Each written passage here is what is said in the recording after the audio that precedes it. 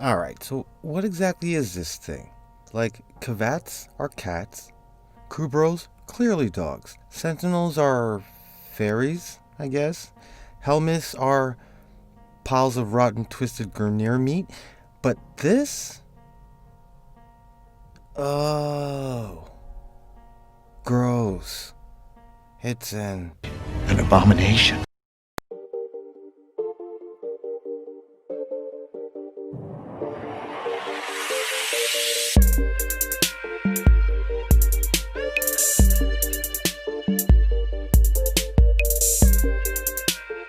Hey, what's happening, everybody? Hope you guys are feeling great. I'm Team Kills, and what I like to do is make gaming easier. And this unholy space creation is the easiest pet sentinel to keep alive. In fact, you couldn't put this thing down if you wanted to. Now I'm going to tell you guys everything you need to know about what these things do, not how to get them. That is in this video. So if this helps, don't forget to join the team, and then you can see all three. Alright.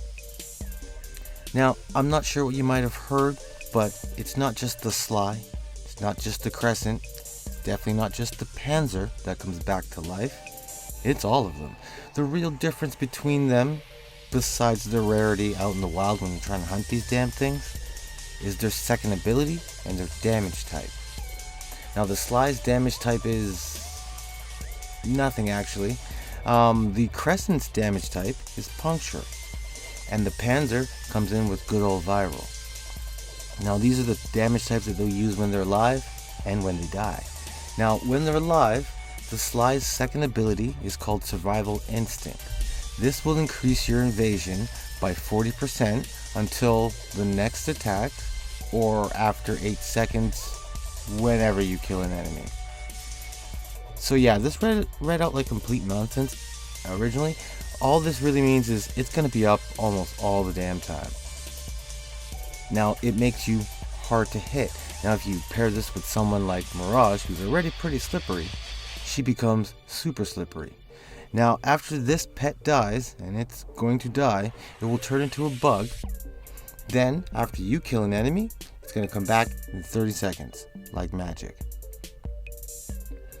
The Crescent's second ability, this thing likes to charge enemies within 10 meters, and it's going to hit them with 200 puncture damage. But this thing also likes to lift enemies in the air for 8 seconds, and while they're in the air, their damage is amplified by 100%. This monster usually hits them before they hit the ground, but if they do hit the ground, they're open for finishers.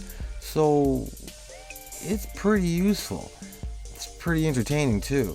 Now, when this gross thing dies, it's going to turn into a bug.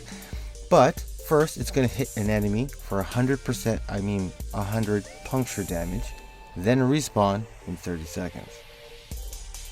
Now, in my opinion, the Panzer's second ability is the one you want on your gross, whatever these things are. But honestly, this is the ability you want. It's like Saren's little helper. This thing spits quills in 20 meters at enemies, and if it hits them, it has a 60% chance to have a viral proc. Now, if the proc works, it's going to cause a spore, just like Saren. And I mean just like Saren.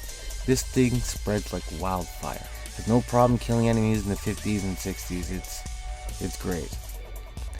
And oh yeah, when this thing dies, it's going to shoot quills for 60 viral damage, and then you guessed it, it's going to be back in 30 seconds. Now, it's not a bad thing at all to have 3 slightly different unkillable pets, and their abilities range from okay to freaking awesome. Now, they can all be turned into damage dealers, they can all be killers, with enough formulas, of course. But what you have to keep in mind is, when they die, and they will die, that's kind of what they do, or their gimmick, you will lose your radar from Animal Instinct, and you will lose your vacuum from Fetch. Those are the only real drawbacks that you got. Unless, of course, you're doing stealth missions, the Panzer won't stop shooting, guys. Now, I'm not really complaining, I'm definitely not upset. It's just that the spores spread so well that it alerts and kills all of the enemies. It kind of screws up whatever stealth bonus that I'm going for. But that's not a real complaint. Like, oh, my enemies are dying too fast. Wah. Like, I'm not crying. They are awesome pets. Most of them. I'm not a big fan of the sly one. Even if they are made, let's just say, by questionable gene splicing.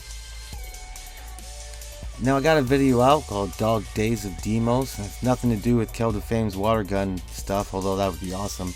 It's just what the mutts do from Deimos. And I got a video showing how to get these gross things. So, if you don't want to miss anything, join the team of killers, become a killer of teams. You can let me know what you're thinking in the comments and Instagram. If you're new to the team, you can leave the word gross in the comments so we know who you are. Make sure to keep it easy, and remember, just keep gaming.